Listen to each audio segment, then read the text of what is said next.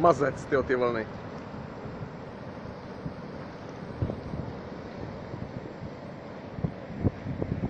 Wow, bambino. No.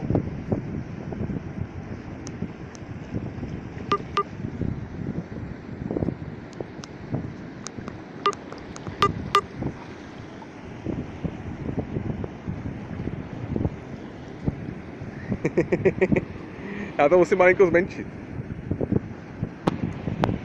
Jo, tady paráda.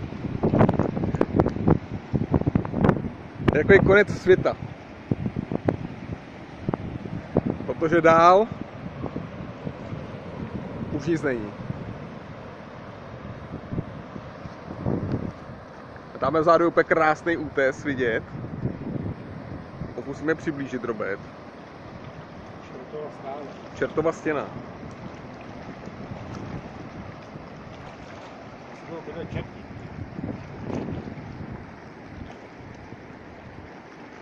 Je záliv. Tam nahoře je nějaký kostelík.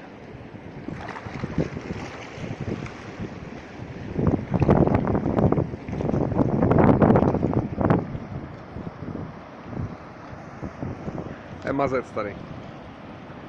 Kameny pálí jak čert, lávový kameny. Všude. To by byla grilovačka na nich. Kameny jsou pečného původu. Že? Hlavně ať to nebouchne. To je něco. Čaban, papan.